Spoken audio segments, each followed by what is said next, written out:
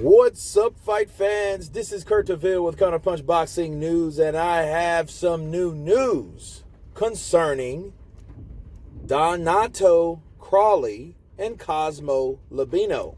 Of course, you might not know who these guys are or these people are. They are the costume designers of Deontay Wilder's outfits.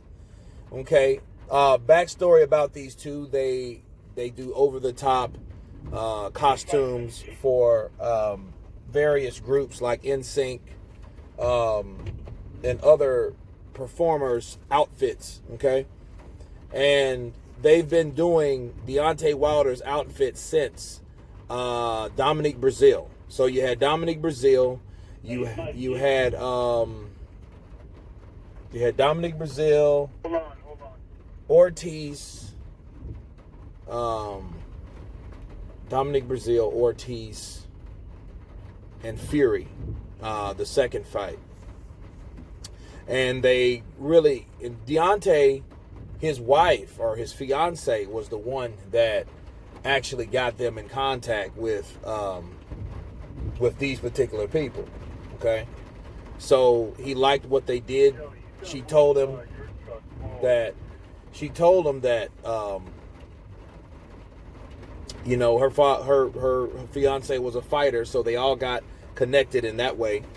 And that's how they started making these suits. And so I think this was the fourth one, right? And Deontay loved the suits. He wore them. And they said, now, they did say they did not weigh the suits, but they did say some revealing things. First of all, they said that the suit that Deontay Wilder wore, okay, the suit that Deontay Wilder wore was around the same weight limit as all the other ones. Now, they said that, oh, well, I think the ring walk was a little long. That's what caused, you know, him to lose his legs or whatnot. But they did say that it really wasn't that wasn't the reason for Deontay Wilder. They say something else was wrong with Deontay. They say his energy wasn't the same when he walked in that fight. They say he's normally strong, he's normally confident, and they didn't see that at that particular fight. So what they were saying is, it wasn't our costume that caused Deontay Wilder's legs to get weak or whatever. And like they said, you have to ask Deontay Wilder. But it's not what you say, is what you don't say a lot of times. And what they didn't say was, well, what they did say, let's say that. They said that Deontay Wilder's costume was not severely heavy. They did say that. And he said, and they told this reporter, because I'll leave the link below, they told the reporter that Deontay messaged him and said, well, media taking it out of context. I love you guys. It really wasn't the costume at all. It was really, you know, a lot of factors. You know, it was a little heavy. He did bring up the weight, but he didn't want to throw them under the bus because that's how they felt as soon as Deontay Wilder said the costume was too heavy. And the number one thing I want to bring up, guys, is the fact that Deontay Wilder himself tried that outfit on. Okay, so that wasn't the case where, oh, we didn't have the costume. I never put it on until that night. That was a lie. Okay, he tried it on at the costume shop of these designers. So of course he had to try it on to see if it fit or not. They didn't just get the altercations and without trying it on after the finished product. That would not make sense, and that would be severely stupid and unprofessional. And I don't take these two people of being being unprofessional the way they spoke, you know. But again, they got a FaceTime from Deontay Wilder that he was saying, you know, it wasn't you guys' fault. You know, please don't believe everything you hear in the media.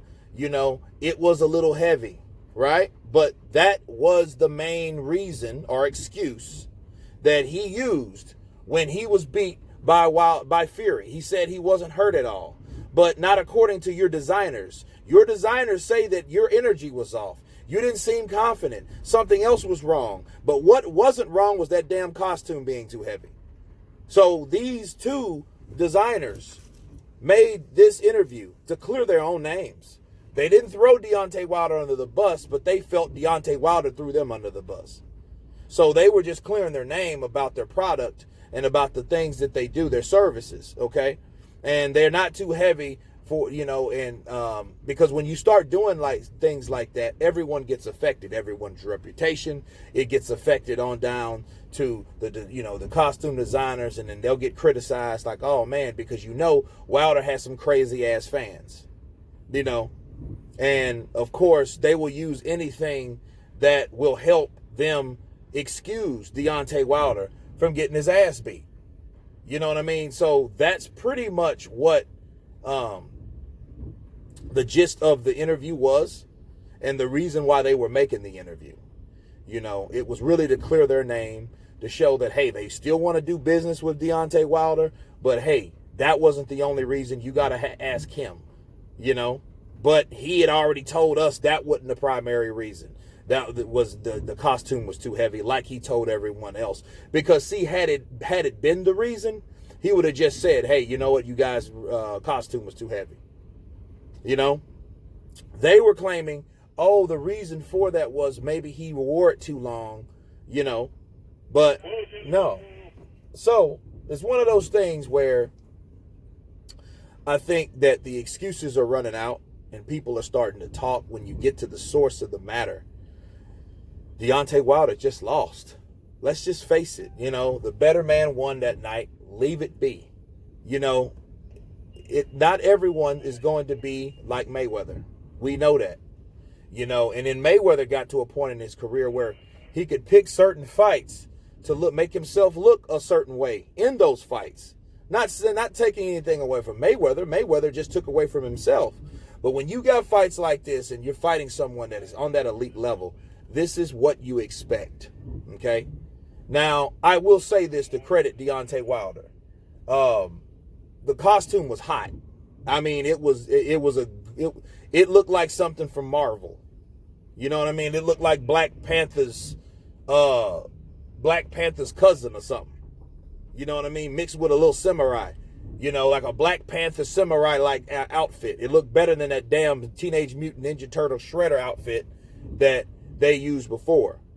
So it was a very impressive, fantastic looking outfit. It was. I liked it. But then I'm like, this is over the top. But of course, he wanted something over the top because he had a lot riding on him. And I want to talk to you guys about that. I think the real reason he lost, the pressure was on him. He knew he had to perform. He knew he had to do certain things. And he couldn't perform because Tyson Fury was ready for him. And I think he did not anticipate Tyson Fury having that type of punching power, taking that approach. He thought he was going to run and he was going to be chased. It's easy chasing someone knowing that they're running from you. Okay? They're doing their role. They're running, they're eluding you, and you're chasing them. Well, when they stop chasing they stop chasing you, and then they start, and then they turn around and do the same thing that you were doing, which is chasing you. They come at you. You don't know how to react, So it is what it is. I think the excuses should stop at this point because these people's reputation, it's on the line for, that made these costumes. And again, they still want to do business because they got a business to run. That's how they make the money, people. So to make an excuse like that, blasting, criticizing someone's talent and product, saying it was too heavy, that puts a bad name on that particular business. That's why Deontay doubled back and called him after making that statement because he knew that was a shitty statement to make. But anyway, you guys tell me what you think about Donato Crawley and Cosmo Labino, the costume designers of the Bomb Squad, Deontay Wilder. Of course, please subscribe. And you guys been Counterpunch. Peace.